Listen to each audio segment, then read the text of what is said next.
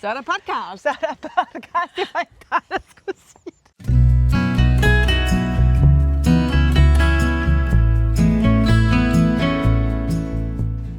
Vi optager. Vi kører. Hej Tina. Ja. Hej Camilla. Ja, så er vi da kommet et andet sted hen, vi plejer. Det er vi. Det er fordi, det er juli. Det er sommer. Så det er særafsnit, Det er det. og det er nummer 7. 7. Jeg sagde til Tina i dag, hvad nummer er vi egentlig nået til? Så siger hun, ja, det er jo juli, så man ikke det er nummer 7. Vi har jo lavet en om måneden. Ja, 7. måned. Det er den 7. måned. Ja. Så vi har tænkt, at egentlig så handler alle afsnit om noget. Det gør det ikke sådan rigtigt i dag. Nej, i dag har vi simpelthen valgt at lidt holde ferie. Ja. Og sige, at vi har faktisk ikke lige givet at forberede en hel masse. Ikke andet end, at Tina har forberedt noget hvidvin. Ja, vi har forberedt en masse ting, vi skal snakke om, men vi har ikke forberedt noget kreativt. Nej. En kreativ aktivitet, fordi vi synes simpelthen, det er for godt vejr. Det er dejligt. Vi er sådan lidt i sommer. Vi holder, Sojo holder sådan en slags sommerferie. Ja. Skål. Skål. Velkommen til. Tæller vin egentlig som vand, Tine? Altså, jeg tænker, at der er noget vand i.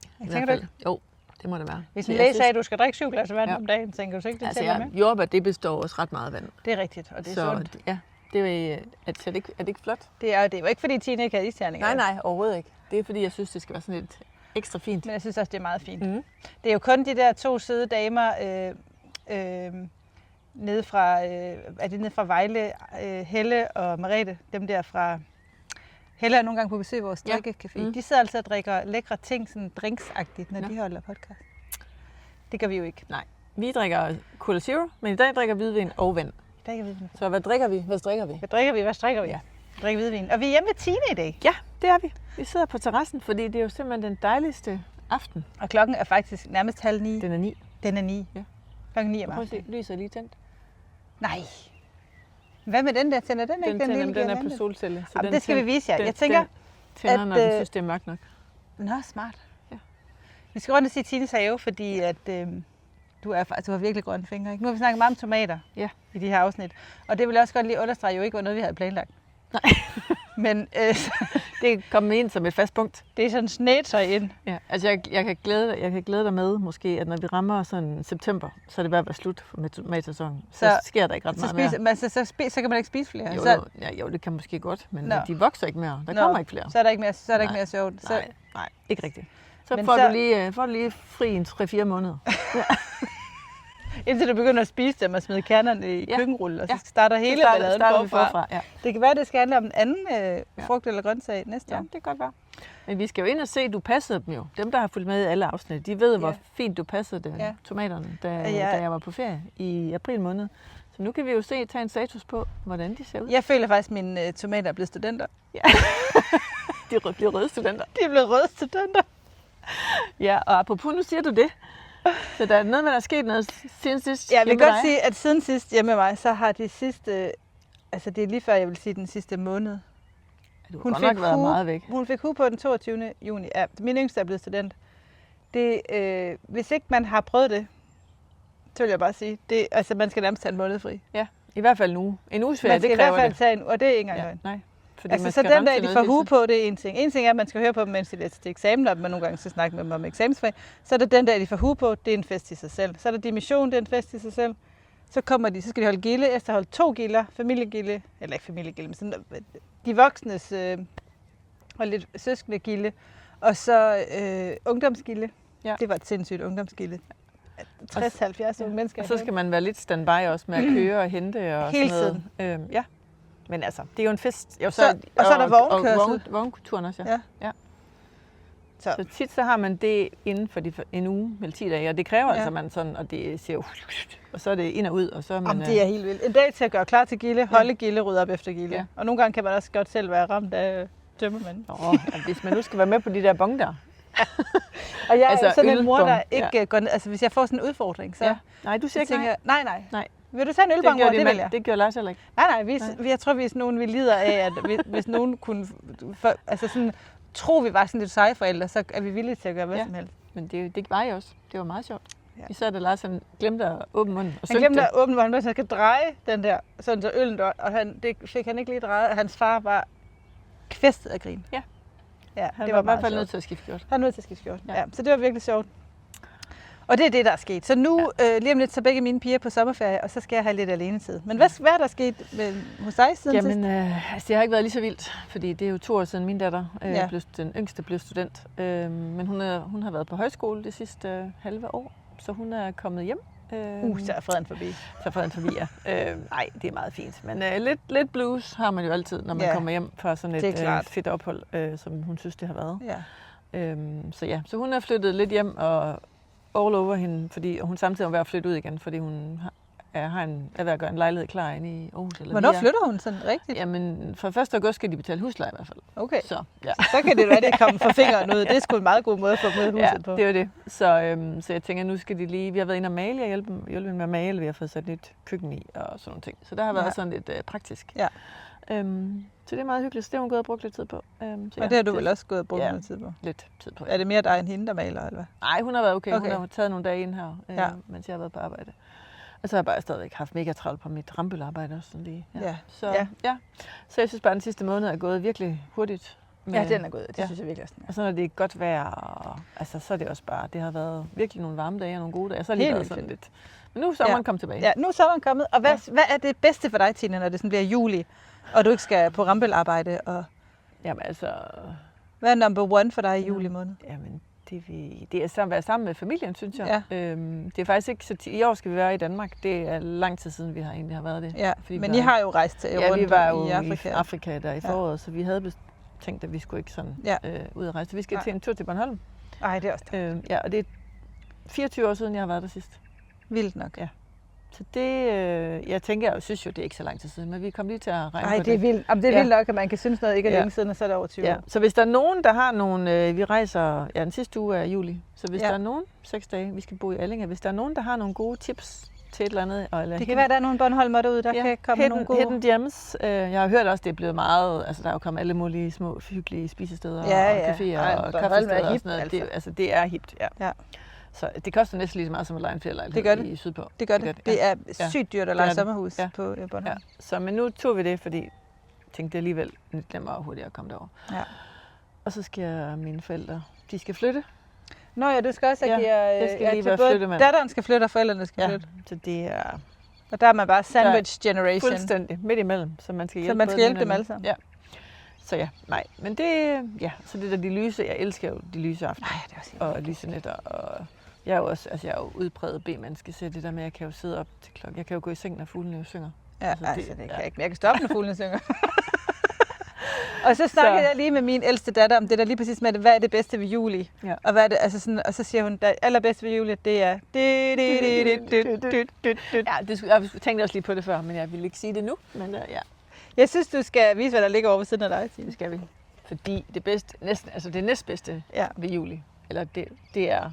Det er Tour de France. Tour de France. Skal vi ikke lige, altså jeg ved godt, vi skal kigge på tomater, men jeg synes lige, vi skal runde, hvor nørdet vi egentlig er med det der cykling. Ja. Altså vi er meget nørdede faktisk. Vi er ret nørdede. Ja. Og altså i min familie, der er jeg sådan amatøren, fordi jeg ikke kan nævne alle cykelrytter i hele Tour de France. Det tror jeg, det både min ældste og min mand kan. Men altså det er jo faktisk sådan, at vi har hver vores turhold inde på TV2 og battler mod hinanden. Ja. Det gør vi. Sammen og hvem ligger nummer 1? Jeg ved det ikke, for jeg har ikke været inde og tjekke i dag. Det gør lædersadlen. Det gør lædersadlen. Kan jeg hilse at sige, ja.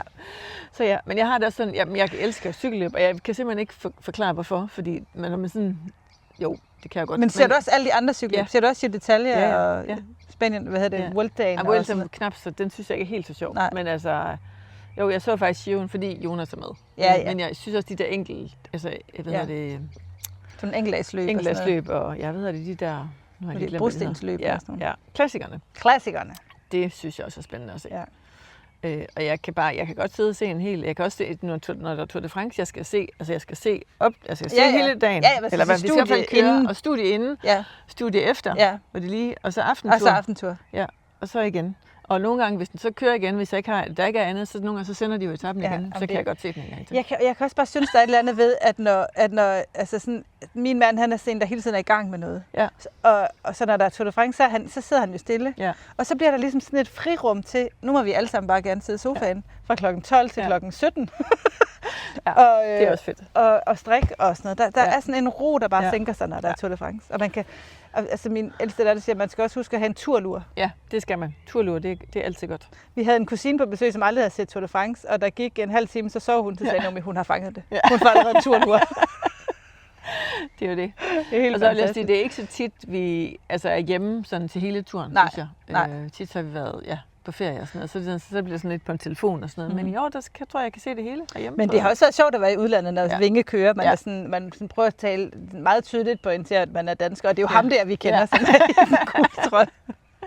Jamen, vi har jo også, da der var turstart i København, det var i 22, der var vi derovre og så enkeltstarten, og vi så også en af ruterne ude, fordi mine forældre har sommerhus ikke ret langt. De kører næsten forbi, så der var vi ude derude på Sjællands Odde. Og se dem der. Eller de der bakker derude, som det nu hedder. Jamen og, altså, Lars og nogen var også ude. De var også i København, da du var i København. Og vi har også været, jeg vil også bare lige sige, at jeg har været fan før Vinge. Ja. Den, der kører. Ja, absolut. Vi har været altid. Fordi i 2019, der var vi nede og se, faktisk, du var der lige en Tourmalet etape i går. Ja. Der har vi stået og set en hel dag. Det er en oplevelse, vil jeg sige. Det er også en drøm i vores familie at komme ud og se, eller det er ikke så meget mig, fordi bare tanken om, at jeg skal stå ved sådan en vejkant i 35 grader varme, og så sige tjung! Ja, altså det var heller ikke for cykel, altså fordi det, vi går overhovedet ikke følge med i cykelløbet, fordi så det er alt det andet. Det er alt det andet. Vogne og... Ja, vogne, og der er bare mega der sker noget stemning. hele tiden, mere end bare 2 sekunder. Ja, det er jo hele dagen. Der er jo folk, der, altså vi startede ude klokken 8 om morgenen, og så parkerede vi, og så gik vi op ad bjerget, fordi de lukkede jo af og sådan noget. Og vi kunne godt have kørt længere op, men vi turde ikke helt, for vi vidste ikke, om vi kunne komme ned igen. Og de vidste ikke, hvor mange mennesker der var. Nej. Der var 100.000 mennesker på bjerget. Ja. Og der er jo autocamper og kæmpe pladser. Altså, det er jo også et skisport, eller en skiløjpe. Så der er jo også kabiner, og der er jo pladser. Der er sådan nogle plateauer og sådan noget. Og så er der jo bare en fest. Og folk, nogen har jo over dem der er i, autocamper, de har jo sovet der om natten. Så de har jo haft en fest hele aftenen.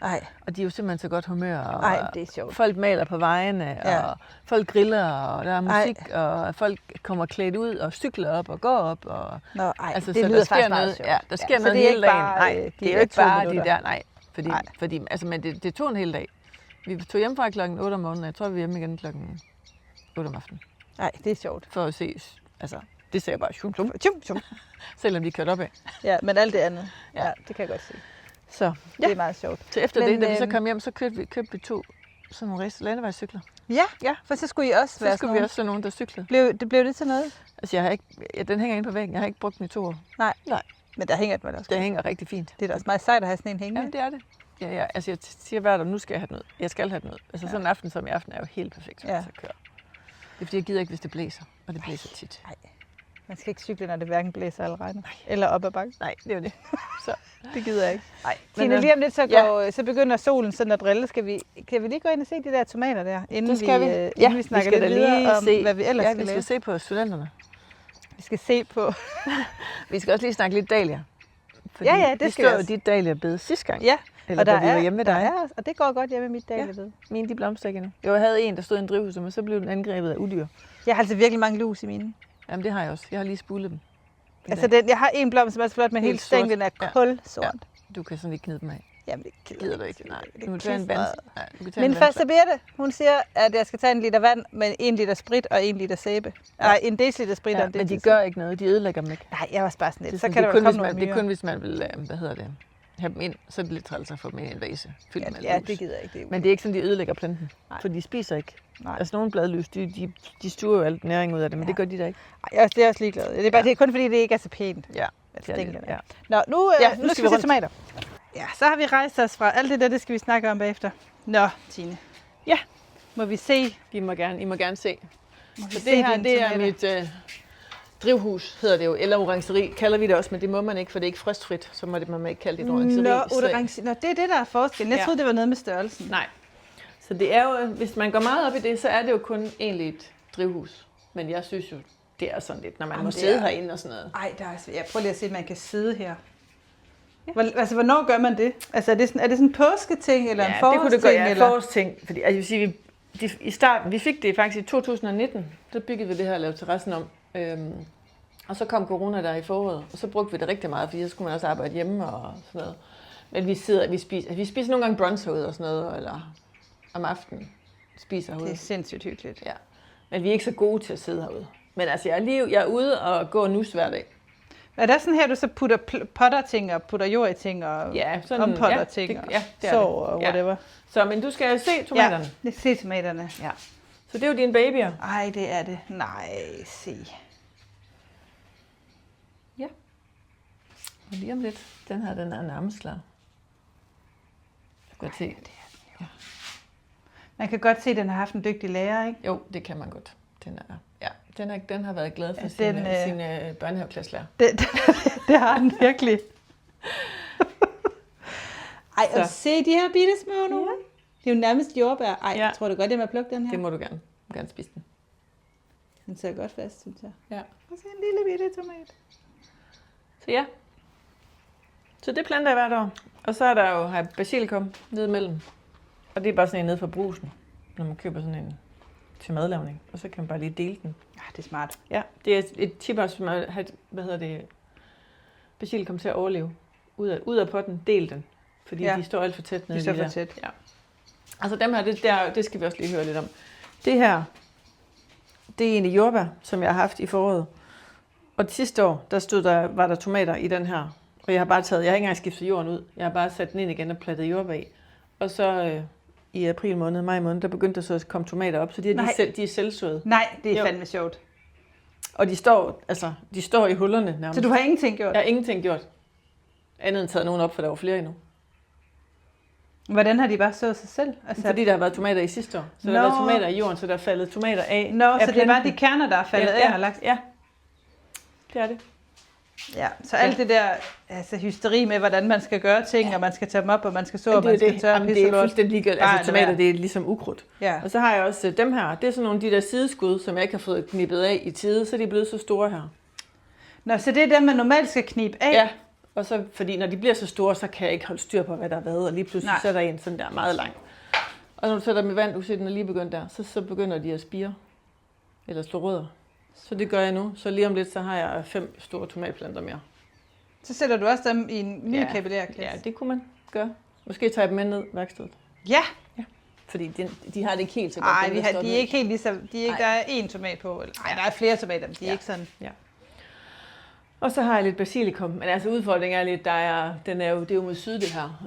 Og der er der er sol på. Burde man have noget afdækning? Ja, eller det burde man have, hvis man sådan gik rigtig meget op i det. Men det gider jeg ikke at have derinde. Jeg er altså lige nødt til at filme de der lavendler der. Jeg tror, jeg går rundt om, og så skal jeg lige have dem i en god vinkel. Nå, nu kan jeg se lavendler derhen der. Ja, skal vi lige tage en havevandring i bedste Søren Ryge-stil? Ja, lad os gøre det. Ja.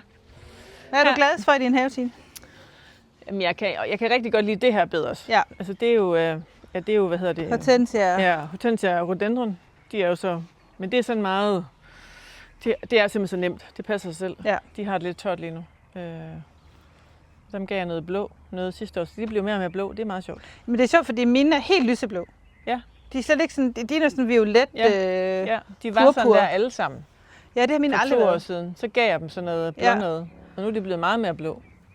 Men mine er sådan helt lyseblå. Baby og så har jeg sådan en mørke en, jeg har købt. Den er lige ja, den skulle være sådan helt sådan Bordeaux, Bourgogne-agtig. Ja. Nå, og så er der sådan så er der sommerfuglebusk, som du også har. Ja, det er jeg virkelig også pjattet med. Den er også flot. Den er sådan helt mørk, hva'? Ja, det er den. Den afblomster bare virkelig hurtigt. Ja. Det synes jeg bare er ærgerligt. Og er det kun den her, der gør det? Ja, det ved jeg ikke. Nå. Jeg tog den for farven, men jeg synes, den afblomster meget hurtigt. Men altså, jeg klipper den jo ned, helt herned til hver forår. Men der er også, den er virkelig flot i farven. Og så de der lavendler, jeg tænkte, vi lige skulle... En skam, man ikke kan dufte det her i videoen, for det dufter sygt godt. Og man kan høre, den er levende af brunbasser. Ja, altså om dagen, så er det bare en stor summen. Nå, så skal du med herover. Ja. Fordi herovre, der har vi jo så nyttebid. Og lidt ukrudt, lidt vild med vilje også. Men det er jo så en enkelt blåbær, som jeg har haft i 18 år. Jeg tror, jeg har plukket 5 blåbær.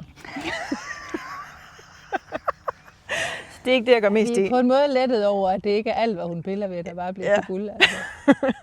Og så er det hindbær, alt det her. Og en enkelt selvsået tidsel. Men altså, hindbær er vel også nærmest ukrudt, ikke? Jo, det er det. Hvis man først har hindbær. Ja. Hvem fanden var det, jeg lige hørte? En eller anden havemenneske, der snakkede om, hvis man først har en hindbær, så har man også bare hindbær overalt. Ja, det har man. Det Det har man. Kan vi komme op her? Ja da. Fordi så kommer vi jo lidt op. Så har vi jo reps. Champagne. Er det hvide reps? Champagnefarvet reps, ja. Og røde reps. Hvornår, nu er min mor lige kommet på plejehjem, og der havde de reps ude i haven. Ja, det er nu. De er nu. De er klar nu. Til det. Jamen, det kan godt være, at de smager satmæk af champagne, det kan jeg godt sige det. Nej, men så nogen her i klaser på en kage, ikke? Ja. Eller jeg laver gelé af dem. Gør du det? Ja, hvis jeg gider plukke dem. Ja, det er ikke så tit, vi faktisk er hjemme nu her, så det burde jeg jo gøre nu. Ja.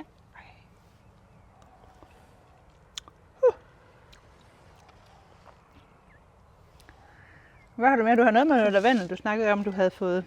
Ja, så er der noget salvie, så lidt krydderurter, stikkelsbær, rabarber, brumbær. Den rabarber, den er lidt sølle til. Ja, den er lidt sølle. Det er Carstens, det er derfor. Ja, det kan man tydeligt se. Ja. Jeg ved, om det er, fordi han har skudt den. Han passer den ikke ordentligt. Nej. Jeg satte lavendler. Og det var det, jeg var ved at fortælle om, inden vi startede. At dem har jeg bare klippet af og taget stiklinger af. De der, når jeg høster.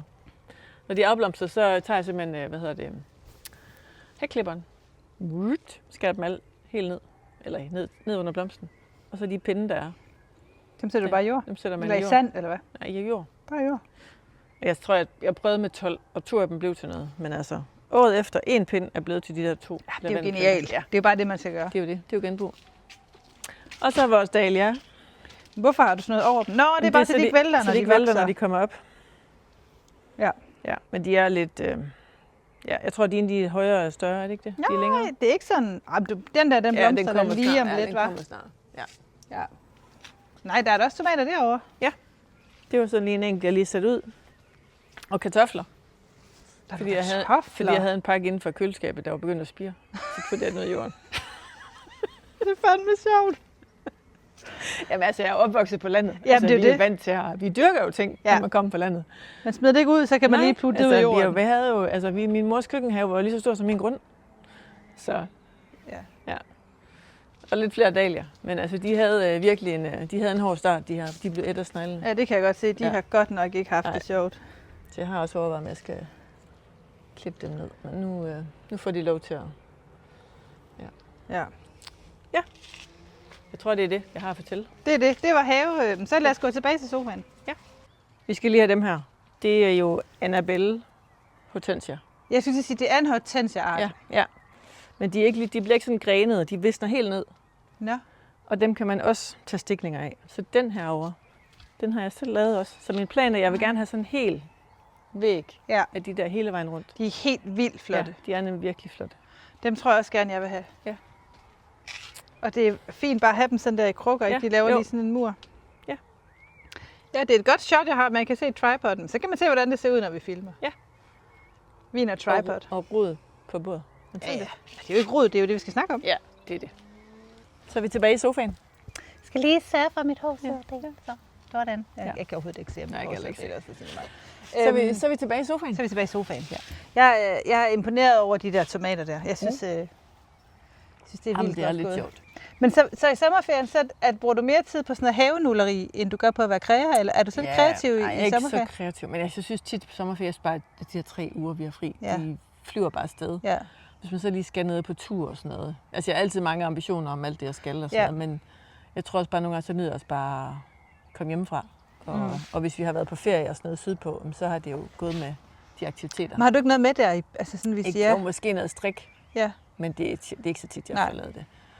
Det tror jeg har brug for at lave noget helt andet. Så jeg måske, hvis jeg har noget med, så kan det være et eller andet læder, for så tænker jeg sådan lidt frem, okay, hvad kan jeg lave sådan noget julepynt og sådan noget smart, til sådan noget, så gør jeg sådan noget. Så det er ikke sådan, når du endelig har fri, du tænker sådan, nu har jeg endelig fri til, og så skal jeg lave det der projekt, eller det her? Nej, eller? Det gad jeg godt have. Ja. Det kunne jeg, men nej, jeg synes, jeg har haft travlt. Så jeg tror også bare, nogle gange, så har jeg også bare brug for ikke at lave noget. For det er virkelig sjældent, jeg bare sidder en hel dag ikke at lave noget. Ja, det forstår jeg godt. Så det kan jeg tror egentlig mere, at min juli går med ikke at lave så meget. Ja. Bare være. Men altså, jeg tror, at fordi jeg jo egentlig, altså gamle dage var skolelærer, så havde vi de der 4, jeg er jo skolelærer efter skolereformen, så vi havde ikke 7 uger sommerferie, det var kun de gamle dage, vi havde det. Men de der 4 uger, der tror jeg bare sådan, at Jamen, det ved jeg havde altid strik med, eller hækle eller sådan noget, når vi var på ferie. Ja. Og det var heller ikke, fordi jeg tror faktisk, at jeg i hverdagen fik strikket mere end på ferien. Ja. Så var det kun lige, når man lige var kommet op fra poolen og sad og fik et glas vin, eller sådan, så strikkede man det der. Men jeg kan godt mærke, at nu, hvor jeg synes, jeg arbejder meget mere, end jeg gjorde, da jeg var lærer, at så nu, når der er sådan ferie i horisont, lige nu, altså lige min store pige er taget på ferie, og min yngste tager på ferie lige om lidt, og Lars arbejder, så er jeg jo alene hjemme. Ja. Så kan jeg godt mærke lidt sådan, så tror jeg da nok lige, at vi skal lege lidt med sådan noget, ikke? Jo. Stof. Ja. Altså det kan jeg godt mærke, så jeg glæder mig til bare sådan at være helt... Og det var også det, der startede mit... nu kan vi lige tage det der med evighedsprojektet, som vi har snakket om nogle gange, at mit evighedsprojekt er, at jeg skal sy et sengetæppe hjem til min seng, og det har jeg ikke fået gjort. Og sagde vi, det var 2 år siden, vi gik i gang med de der evighedsprojekter. Ja, sådan noget. At der var det, fordi begge mine børn skulle på Skanderborg Festival, og så troede jeg, man var alene, men det er man jo ikke, fordi de ringer hele tiden. Ja. Så nu kan jeg bare mærke, at nu kommer der en anden ro. Så nu gider jeg godt lege med det her. Så har jeg fundet en stofbutik, hvor man kan få helt vildt flot stof. Ja, det er også meget, meget flot. Ja, det er meget, det er meget flot. Det er sådan noget, der hedder Fabulous, som jeg tror nu, når jeg siger det, så tror jeg har snakket om det før. Og den hedder meget fint. Blossom Quill. Den ligger i Værløse. Så det er sådan noget med... Ja, det er jo nærmest sådan noget, der er broderet, når vi nu, apropos vi snakker brodering. Ja, altså det er sådan noget, at man kan se, at de der blomster, det er jo vævet. Ikke, så det er sådan noget, det hedder et eller andet. Altså jeg får virkelig sådan, det er også sådan et... Svenske viskestykker. Ja, viskestykke vibe. Eller sådan noget gammeldags due. Det er helt sjovt, fordi jeg viste Tine det her stof. Og så sad vi på det patchwork-tæppe, som er det eneste patchwork-tæppe, jeg har syet. Og så døde det bare grin, fordi det var præcis de samme farver. Det var det. Sjovt nok.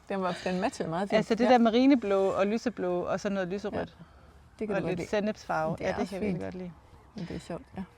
Så det håber jeg, at jeg skal i gang med. Altså det der sengetæppe, som jeg syede til min ældste datter, det har jeg lige haft med nede i min faste Birte, som jeg jo håndarbejdsoraklede i mit liv. Virkelig. Hun kan noget. Ja, hun kan noget. Hvor gammel er hun?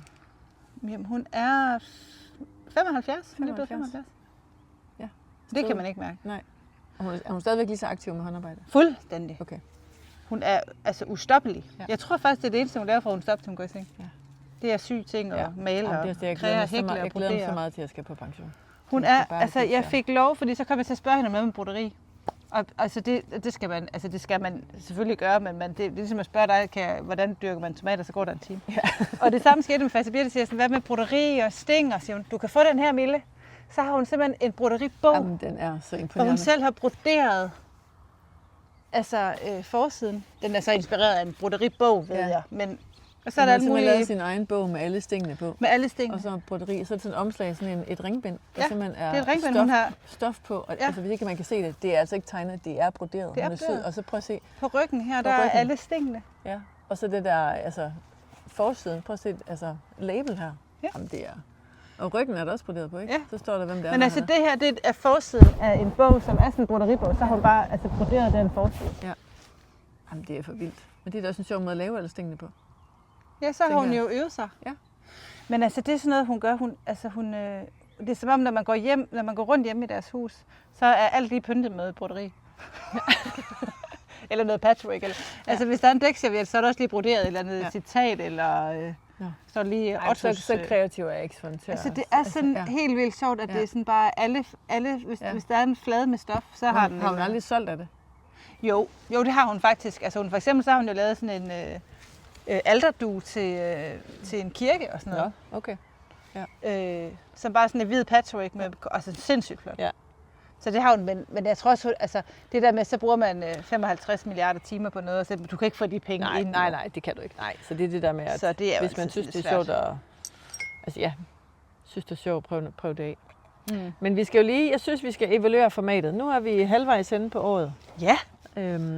Og vi har 845 følgere. Det er altså, det synes jeg faktisk er sådan ret sådan imponerende, fordi det er jo ikke sådan kun én målgruppe, vi har, vel? Det er jo ikke kun strikkere, eller kun... Nej, altså jeg ved ikke, hvad man skal forvente. Jeg er bare meget, meget glad. Jeg synes, det er så dejligt, at der er så mange, der følger med. Og vi har jo sagt, at vi laver en giveaway, eller man kan vinde et eller andet, når vi rammer 1000. Ja. Men vi har jo også lige, det kommer vi tilbage til, fordi sidste gang, der udlovede vi jo et lille broderikit fra Broderi Moderne. Og så det skal vi trække en vinder, men det gør vi til sidst. Det gør vi til sidst. Ja. Og jeg vil godt lige sige i den forbindelse, at det er simpelthen så hyggeligt, at så ved jeg godt, det er fordi, man kan vinde. Hvis man skriver kommentar, så kan man vinde noget. Så det gør selvfølgelig, at der er flere, der kommenterer normalt. Og det forstår jeg godt. Jeg kommenterer heller ikke på alt det, jeg ser.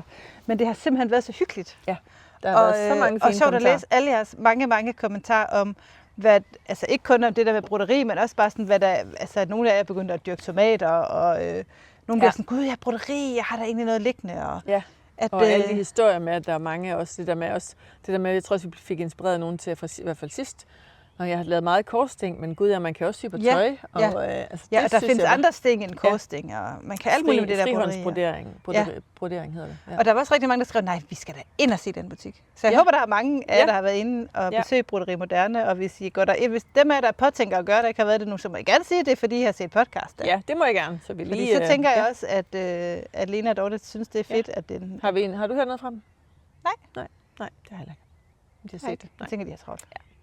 Det har det nok. Så det har været virkelig sjovt at få så mange tilbagemeldinger på, hvordan de her episoder sådan skaber en eller anden lyst til at prøve noget nyt af. Og sådan noget. Det synes jeg og det var det, der var hele tanken med det. Ja. Så jeg tænker, hvis vi skal evaluere her lidt, sådan første halvår, så synes jeg, formatet det holder meget godt. Ja, det synes jeg også.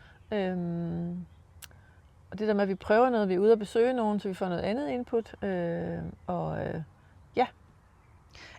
Jeg synes også bare, det er helt vildt sjovt. Jeg synes, det er helt vildt fedt, at vi bliver udfordret til at gøre noget, fordi jeg vil aldrig kaste mig ud i sådan noget resin alene. Nej, det vil jeg nok heller ikke. Eller tage på vævekursus alene. Men jeg tør ikke noget alene. Ej, du er sådan, at jeg er lidt mere, jeg kan godt. Jeg har været på betonkursus, og sådan. Hvis jeg synes, det er spændende, så melder jeg mig til. Altså, jeg kan jo også godt, for jeg er jo sådan ret ekstrovert, men jeg vil helst have jeg kan jo ikke gå på café alene. Nej, det er heller ikke så sjovt. Nej, men jeg synes bare, det jeg kan godt. Jeg vil gerne have nogen med. Og så er det også bare sjovt at dele noget med nogen, ikke? Altså, det er jo sjovt at gøre noget med nogen og blive begejstret i fællesskab. Så, men altså, I må jo gerne, hvis I ønsker til, hvis I synes, der er noget andet, vi skal, eller så lytter vi. læser det i hvert fald. Men altså, jeg synes, formatet holder. Og vi ser i hvert fald, dem, der gider kommentere, vi har i hvert fald ikke fået nogen surkommentarer. Nej. Så dem, der har lyst... Og det er en succes. Ja, det er en succes. Så jeg tror, vi synes, at... Eller I er meget, meget søde og giver os rigtig meget fint feedback, og kan godt lide formatet og konceptet, og synes, at måske også, at vi er interessante nok at høre på, og inspirerende. Det er der mange, der skriver. Jeg tror også, at man spørger nogen, siger også, hold nu kæft, altså. Hvis man spørger min mand... Ja, da jeg sagde, at du kom her, så både Emma og Karsten, de var hjemme.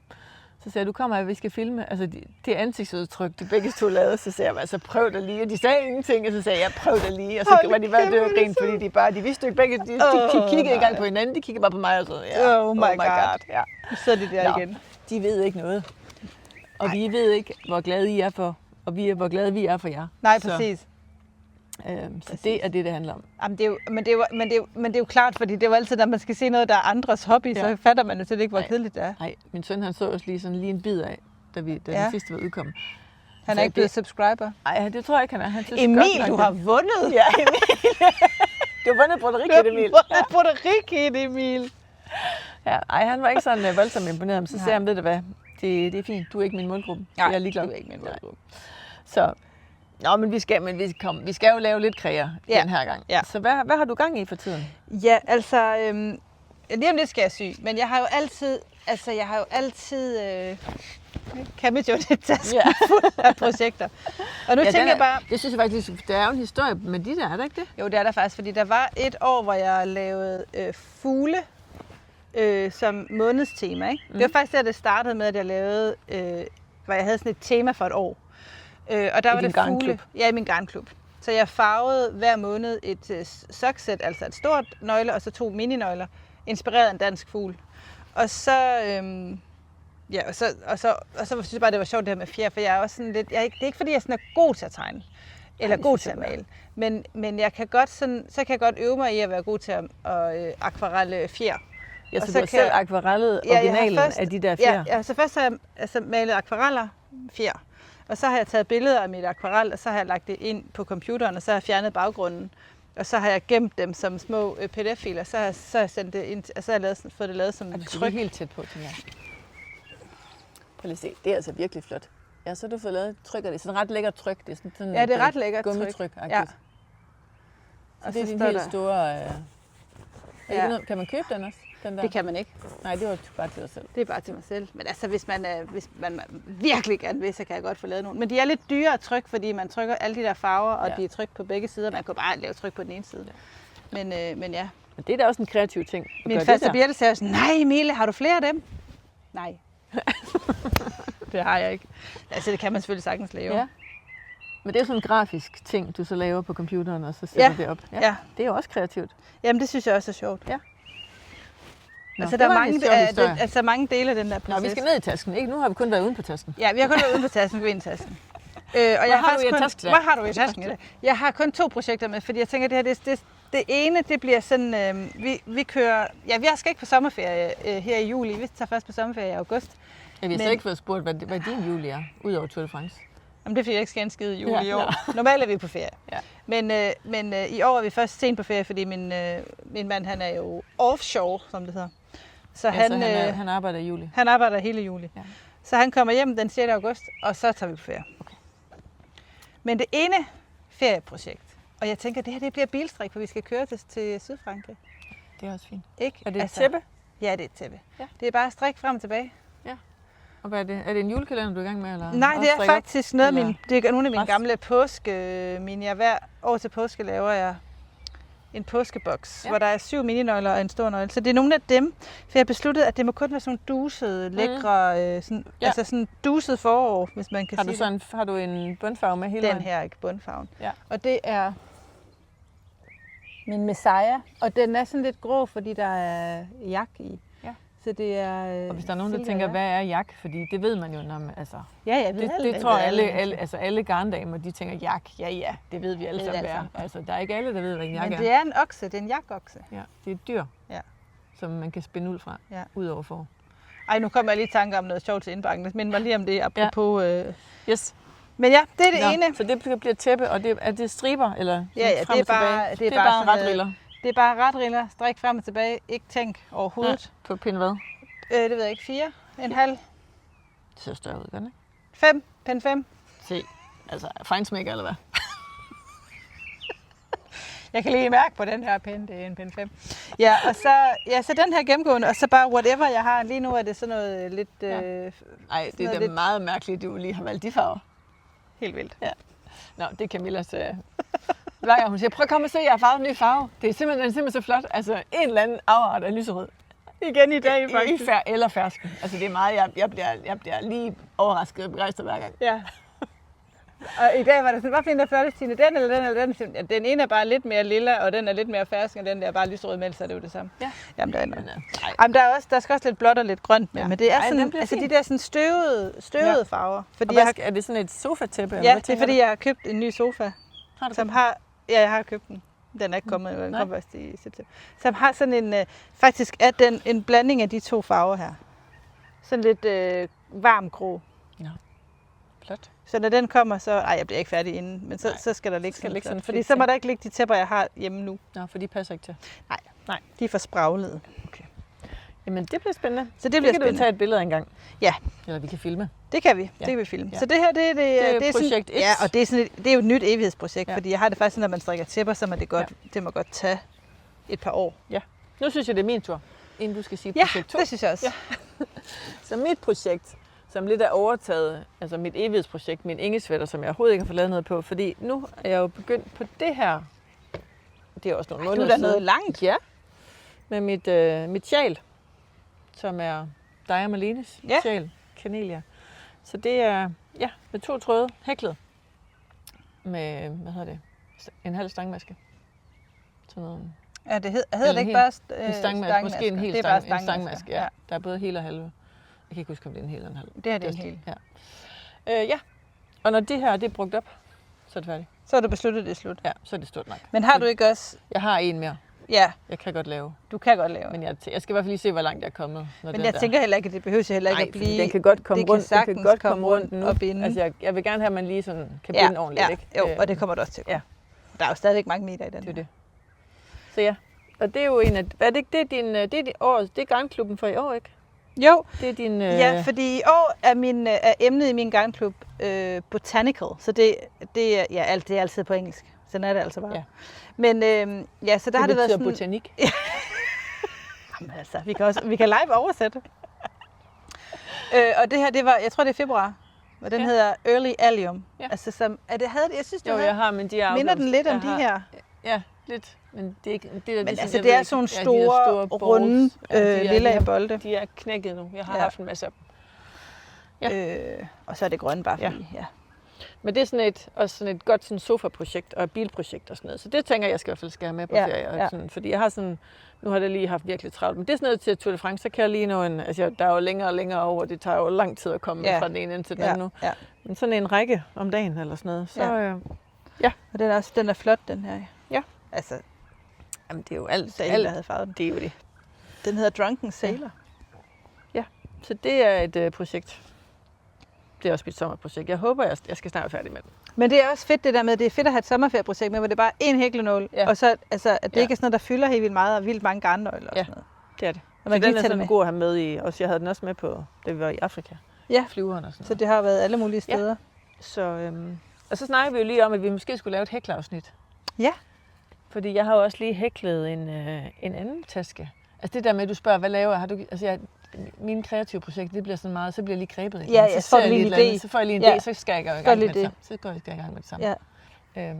Ja, så det er ikke sådan, at du planlægger, når jeg har tid, så skal jeg det her. Nej, så er det bare, så når det så stille... Det gjorde jeg engang.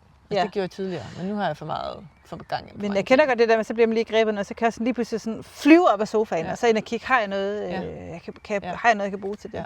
Så. Nå, vi skal se dit projekt nummer 2. Nej, mit projekt nummer 2. Jamen,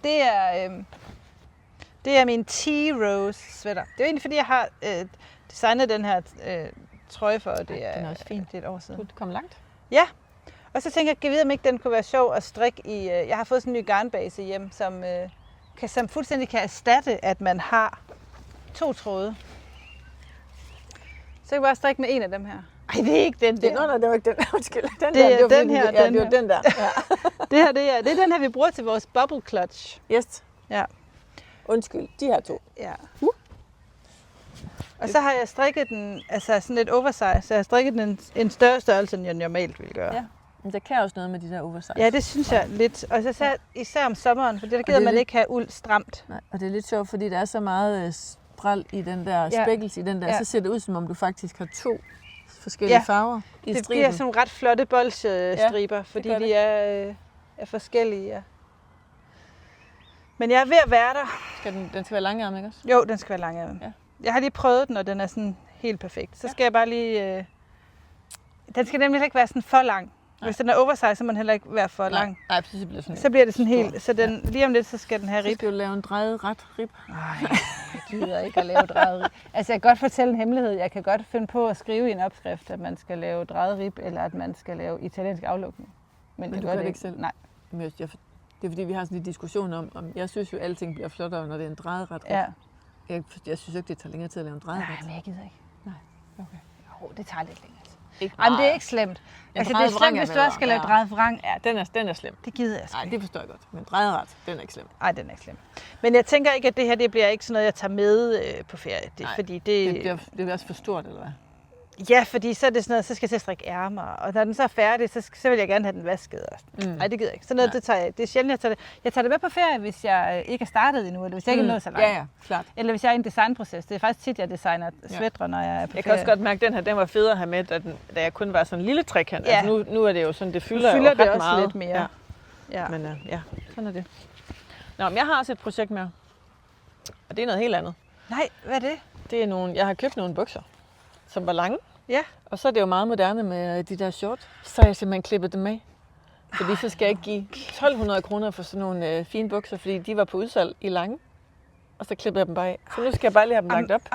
Kan du huske, at jeg havde de der lyserøde hørbukser, jeg havde købt inden fra Kos eller Kos, som krøb så meget i vask, at de stumper? Dem vil jeg også lave til shorts. Ja. Men så kan du vise mig, hvordan jeg gør det? Ja. Det er bare at klippe dem af, og så vil jeg gerne... Nu skal jeg lige... Bare klippe dem af. Bare klippe dem af, ja. Det er bare længden. Det er bare så lige overlukket. Jeg havde ikke lige noget mørkt overluk, som det kan man ikke se. Og så vil jeg gerne... Man kan jo sy dem i hånden, sådan helt fint, for jeg vil ikke have en syning her. Jeg vil ikke have en stikning. Nej, hvordan gør man så? Jamen, der kan man gøre sådan et, og det er 100 år siden, jeg har lavet det på min symaskine, men man kan, der er et bestemt sting på symaskinen, der syr sådan, så det bare bliver sådan, den bare lige tager fat i kanten. No. Og det er derfor, jeg ikke kommer længere, for jeg skal bare lige tage mig sammen til at gå ind og finde ud af, hvad for en trykfod, og der skal bruges. Men ja, så får jeg sådan nogle meget fine, moderne shorts, og nu er det jo shorts vejr. Så dem skal jeg have lavet, for dem skal jeg med på ferie. Jeg vil også lave sådan nogle. Ja. Og jeg vil have mine jeg prøvede et par shorts i dag inde i byen, og så jeg synes mine knæ er så grimme. Jamen, så jeg gider ikke. Nej, så de går sådan lige ned over knæene. De skal lige sådan skære lige ved knæet. Ja, de går sådan lige. Og det er jo det fede nu, at moden er jo sådan, at det er også nogle lange shorts, man har nu. Præcis. Ja.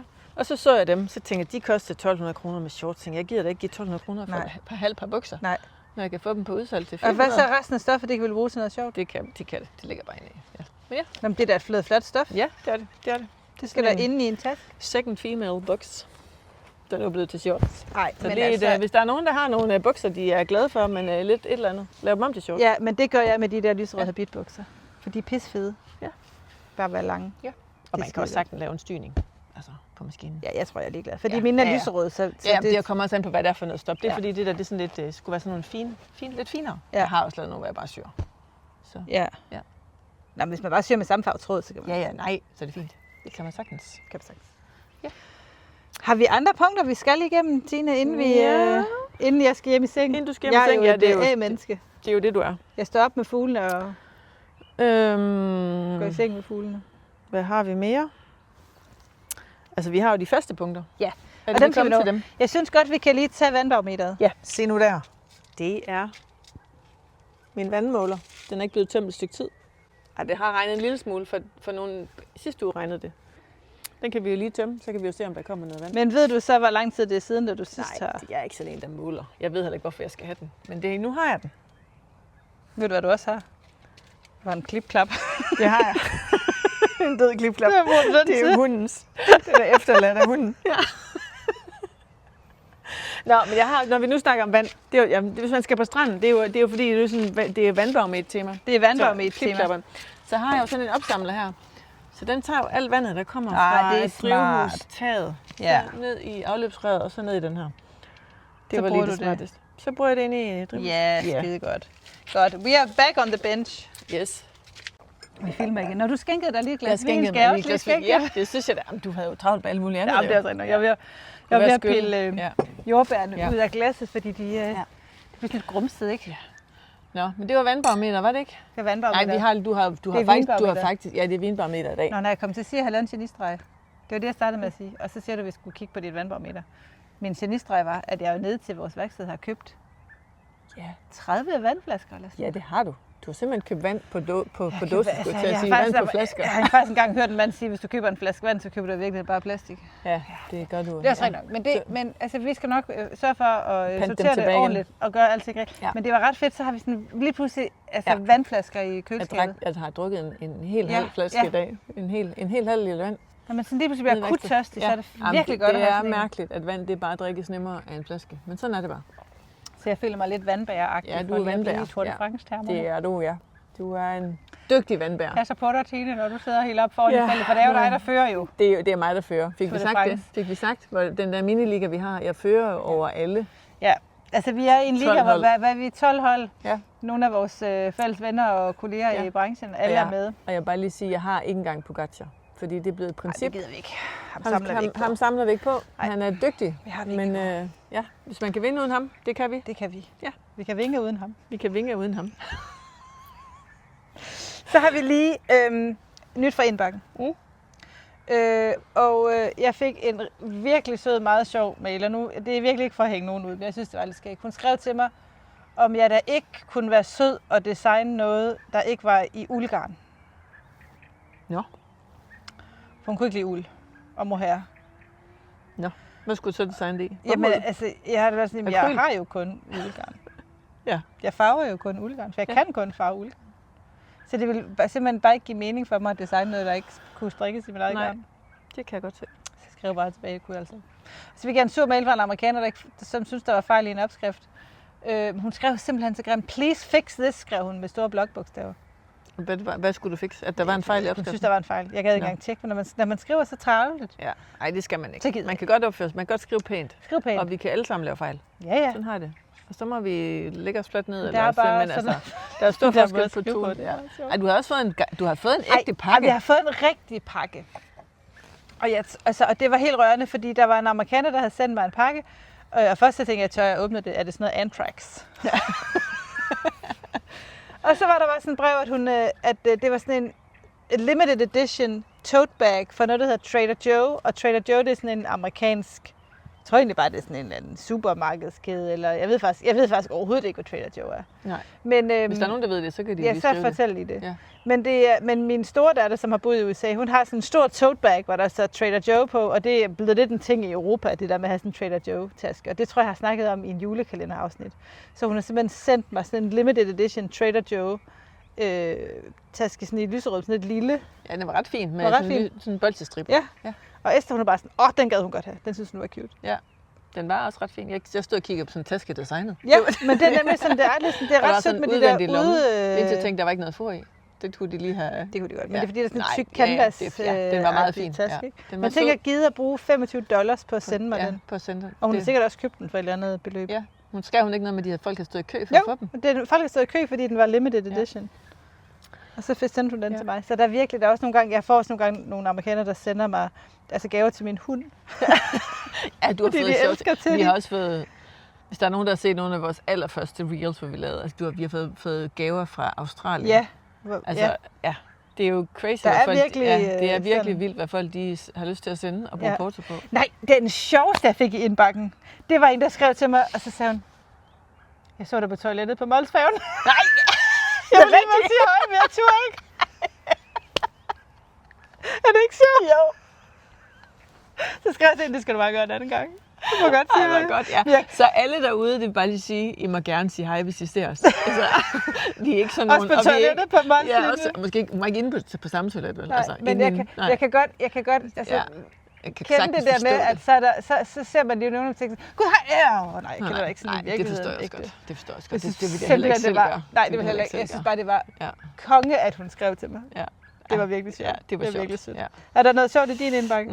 Nej, der er lidt stille. Jeg er heller ikke ret aktiv lige nu. Er der noget i din udbakke så? Det er der. Skulle jeg lige så sige. Nå? Nej, der er noget. Jeg har fået 5 Trustpilot. 5 stjerner. 5 stjerner på Trustpilot. Den kan vi godt lide. Den kom ind i min indbakke her i går. Ja.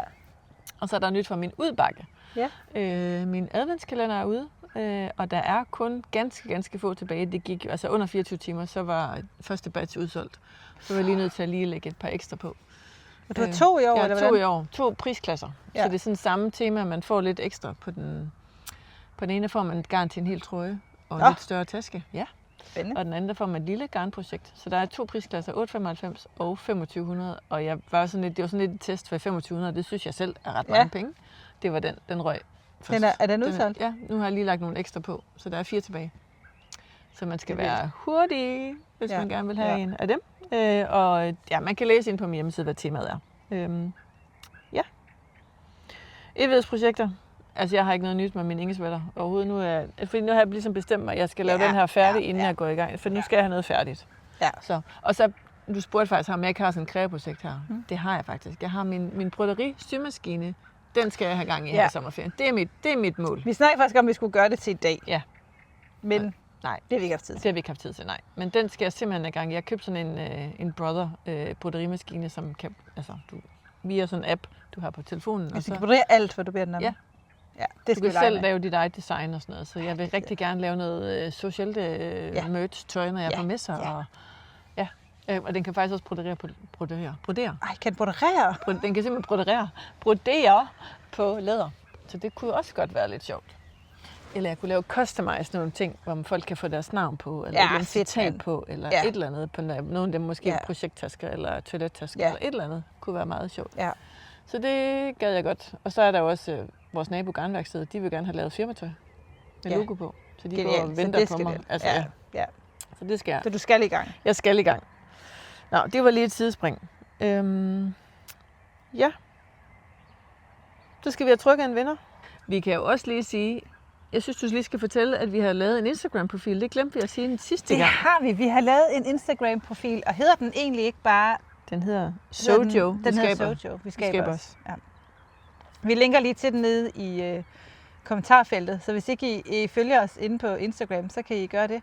Det er ikke fordi, den sådan bliver sådan en, hvis vi kommer til at lægge noget op på hver evig eneste dag, men vi tænker bare sådan, for eksempel når vi laver julekalender, eller når vi laver et eller andet sjovt fra værkstedet, så bliver det der, det kommer til at ligge. Fordi jeg tror også, vi kan godt lide det der med at skille vores professionelle Instagram-profiler lidt væk fra det her univers, så det kan godt blive lidt diffus, og også fordi Sojo-universet er 100% dansk, så der skal vi ikke bøvle med, at de andre profiler helst skal være internationale, og det er egentlig noget med algoritmer og pis og lort. Ja. Så det er bare for at sige, det er derinde, vi kommer til at gøre det. Så man kan roligt tilmelde sig og følge den her profil, uden at vi vælter jer med alt muligt tosserier hele tiden. Sådan bliver det ikke. Der er 132 kommentarer lige nu, og der har du selvfølgelig, vi har svaret på mange af dem, så halvdelen. Så der er i hvert fald over 60 kommentarer. Ja. Meget, meget søde kommentarer. Kan du bare køre? Nu kører jeg. Jeg kører lige. Hvis du kører, så siger jeg stop. Ja. Jeg kører, og jeg kører. Nu kører jeg den anden vej igen. Ja. Stop. Det er... Jeg kan ikke læse. Jeg skal have briller på. Tina har ikke briller på. Nej, jeg skal have briller på. Maj-Britt Jensen. 8898. Hun skriver, et skønt afsnit. Jeg elsker broderi. Jeg har en hel kasse fyldt med stof og garn og motiver. Bliver hurtigt super inspireret til at lave 1000 ting. Ja, vi kender det. Men når det skal monteres, så går jeg død. Det kender jeg også godt. I coronatiden fulgte jeg et kursus med alle mulige sting, og synes faktisk scattering, eller hvad det hedder, det ved jeg ikke, hvad. Var flot, men svært, så det gad jeg godt øve mig på igen. Tak for underholdning. Velbekomme, Maj-Britt. Tusind tak. Sikke en fin kommentar. Helt vildt.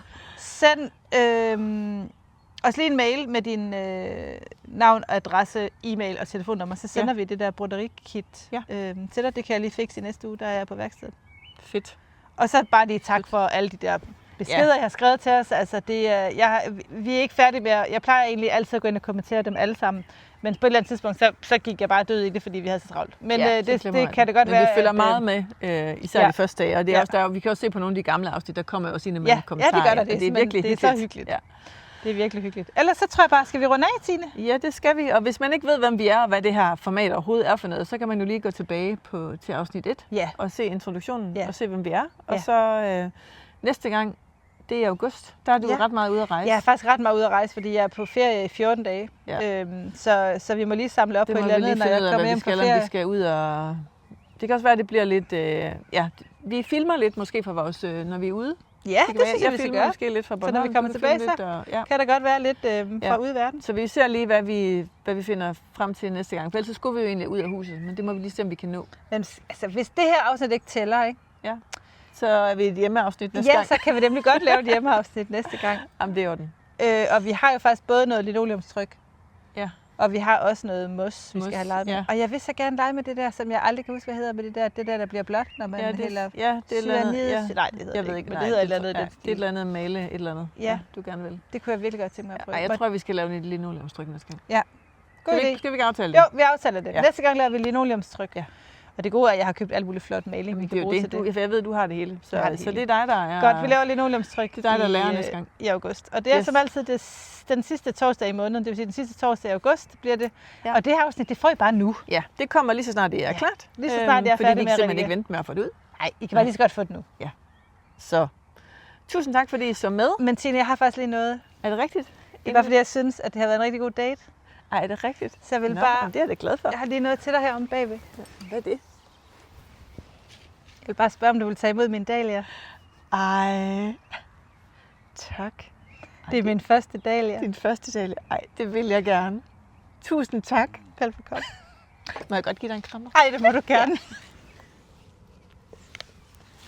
Vi ses.